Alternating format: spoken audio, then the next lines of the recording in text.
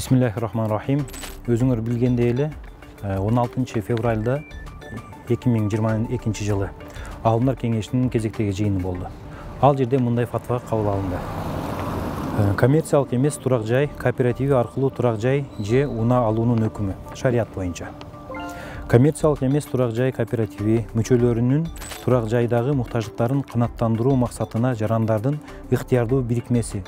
Бул турак жайдын бул кооперативтердин аныктамасы.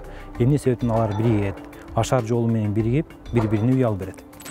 Эми мындай кооперативдер аркылуу турак жай же унаа сатып алууда бир канча шарттар каралган. Алар негизгилери келишимде сүткорлук же сүткорлуктун элементтери жок болуусу шарт. Келечекте пайшиктер, бул жанагы үлүшкөрлөр, пайшиктер менен кооперативтердин ортосунда талаш тартыш жаратууга алып баруучу себептердин жок болуусу шарт. Шарият дайыма бир нерсени алдын ала алып карайт. Мисалы, бул ушул нукта кетсе, эртең натыйжада кандай нерсеге алып барат, кандай себептерге алып барат.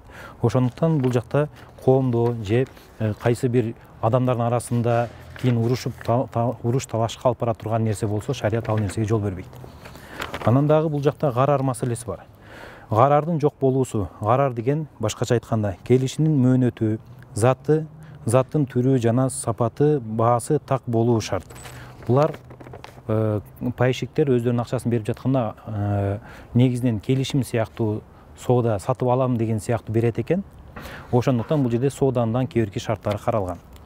Андан кийин эң негизгиси пайшик төлөмдү кечиктирген учурда төлөнүүчү жаза пул, жанагы пения сыяктуу жаза пул кооперативдин мүлкүнө берилбөөсү шарт. Негизи бирөөдөн карыз алса, ага пения үстүнө кошуу шариятта арам, туура келбейт. Бирок кээ-бирки алымдарыбыз азыр кээ-биркилер көңүл кош болуп, өз учурунда төлөбөгөндүк себебинен ушундай жаза пулду шарт кылып коюшкан. Эгер өз учуруна төлөбөсө, ал жаза пул алынат дагы, бирок өзүнүн мүлкүнө өтпөш керек. Кооперативдин мүлкүнө эмес, башка жака, мисалы, кайрымдуулукка багытталыш керек ал акчалар.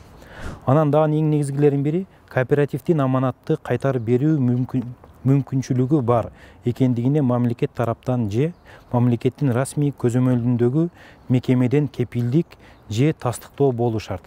Бул нерсени эмнеге шарият шарт кылып жатат? Анткени бул элдин акчасын алып элге жумшап жатат.